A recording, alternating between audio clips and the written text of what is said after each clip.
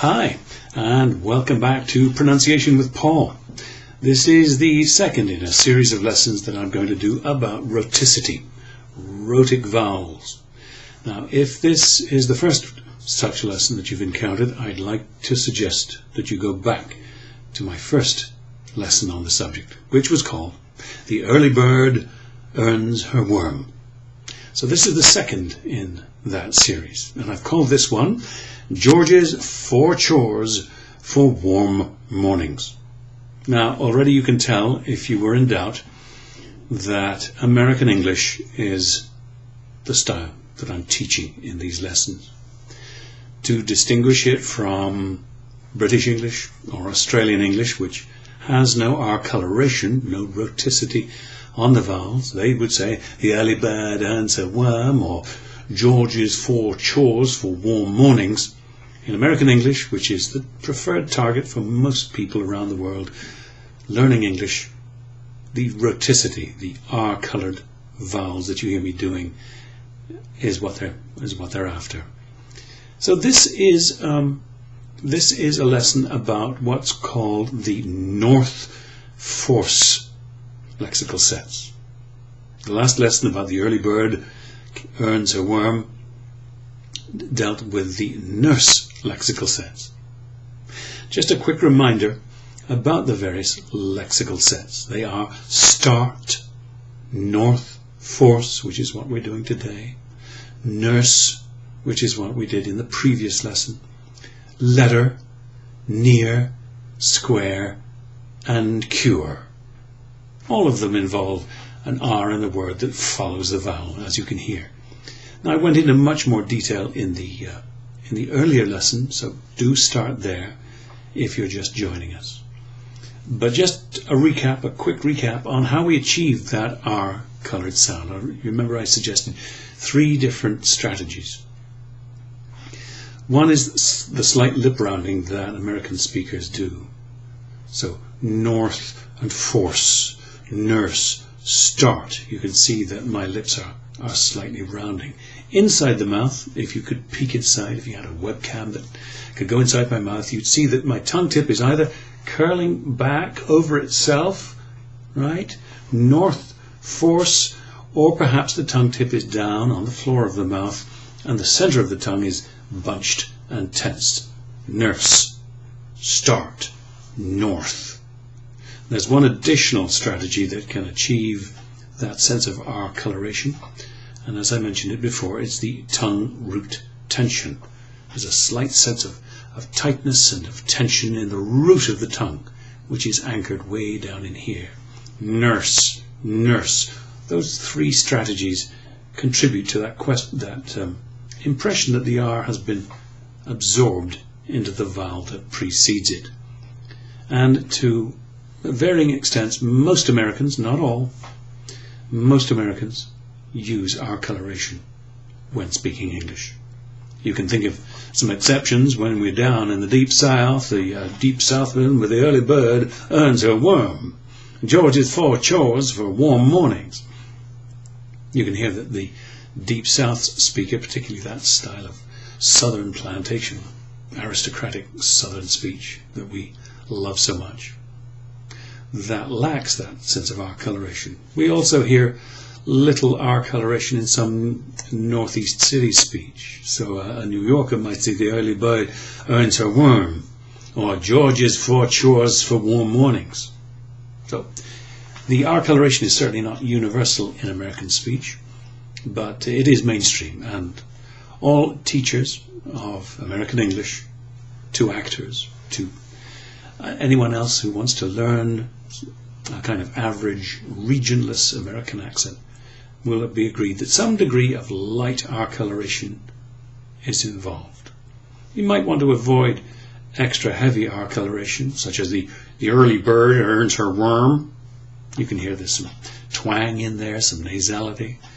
But some light R coloration. The early bird catches the worm. The early bird earns her worm.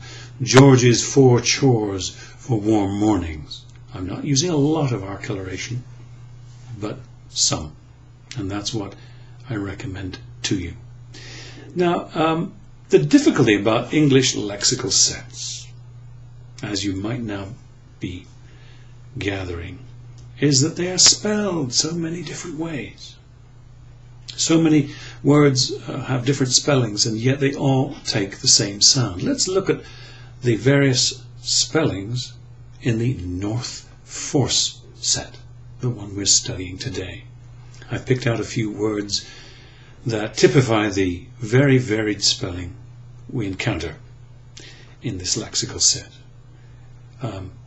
Most of them are spelled with an OR, as in or short, or core.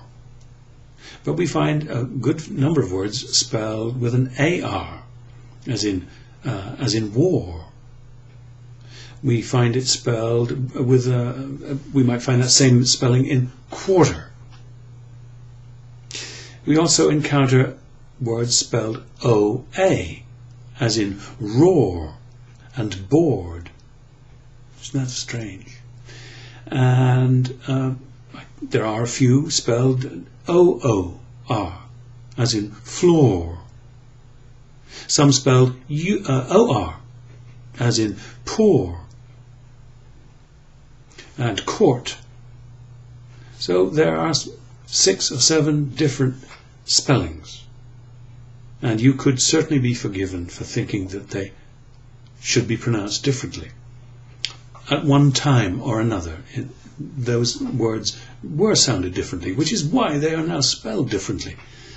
But pronunciation has gotten ahead of spelling. We regularized spelling some hundreds of years ago, but as pronunciation continued to evolve, we kept the old spelling while acknowledging the new pronunciation.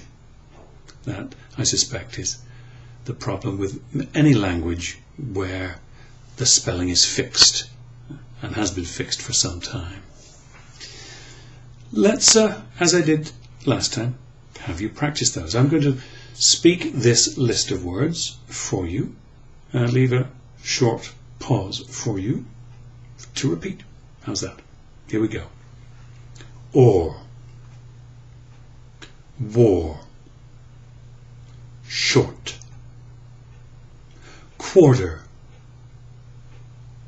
core, roar, floor, poor, bored, court, glory. Here we go. That's how to do it. They all look exactly the same, don't they? Let me do as I did last time and zoom in on my mouth. Sorry for getting in your face here, but I thought you might like to have a close-up look at the lip shape and get some idea, perhaps, of what's going on inside the mouth.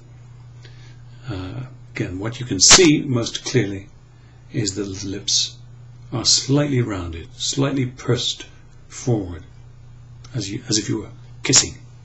So let's do that list again and imitate what you see as well as what you're hearing. Here we go again. Or, war, short, quarter, core, roar, floor, poor, bored, court, glory. Those are the North Force lexical words in all their variety. And finally, as I usually do, I put a number of this lexical set words together in a sentence for you to practice. I'll say it a couple of times and then I will leave a pause for you to repeat it. How's that? Here's the sentence that I came up with. George hoarded glory in the Boer War when, from the floor, he warned his 44 corporals. Notice I've chosen words that are quite varied in their spelling. George, E-O-R, hoarded, O-A-R, glory, O-R, Boer, O-E, war, A-R, Floor, O-O-R. Warned, A-R. 44 is an O-R and an O-U-R. And corporals with an O-R. So tremendously varied spelling. Let me do the sentence one more time for you, then I'll leave a pause for you to repeat. Here it comes. George hoarded glory in the Boer War, when, from the floor, he warned his 44 corporals. Your turn.